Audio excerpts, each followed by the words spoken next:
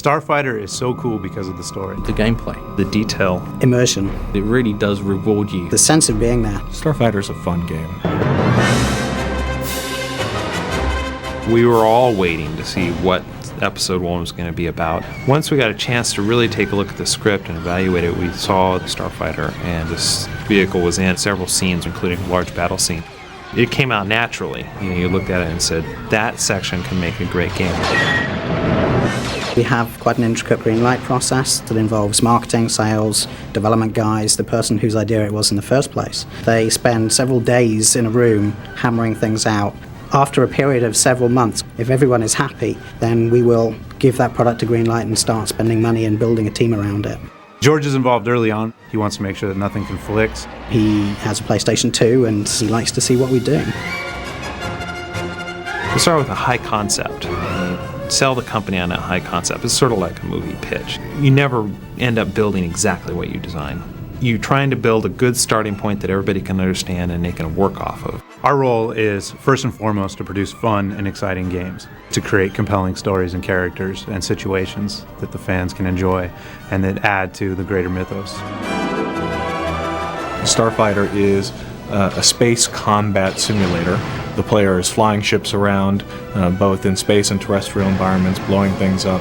And the power of the PS2 immediately began to make itself evident when we started adding special effects and enhanced artificial intelligence. It's got the ability to move more geometry onto the screen than any other console that came before it. And it also has the ability to do some interesting things with textures to give it that Star Wars look. At its height, our team got up to 40 people. We had an extraordinary art team, a very talented gentleman working on terrain, and our level designers were responsible for coming up with scenarios, coming up with missions. And then, of course, at the end of it all, we've got that trademark Star Wars sound. We work very closely with Lucas Licensing, with people at Lucasfilm, about the stories that we tell. Everything we do has to fit within the canon, fit within the Star Wars mythology. The feedback we received from fans on Starfighter was mainly they just really enjoyed the story and the characters. They were happy to see new environments along with familiar environments from Episode 1. And they were happy to be able to play portions of Episode 1 that weren't directly tied to the movie but definitely intersected. Starfighter expanded the Star Wars universe more than just adding a little bit to the story. There were new ships in it, there were new alien races in it. The games bring that stuff and bring it to life. You're flying through the droid ship at the end of the game, and there's the landers in there and the droids on the ground and the tank, and there's just so much going on. And there's an environment that's recognizable and you remember it from the end of the movie, and you're this tiny thing right in the middle of it.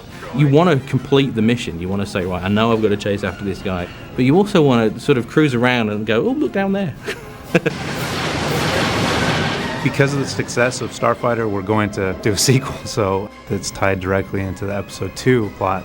We're looking into adding force powers into space combat, and this is something that's really never been done before, and it's something that's unique to the Star Wars environment, that we can add sort of a magical, mystical quality into Starfighter combat. It's really allowing us to pursue elements of space combat that just have never been done before.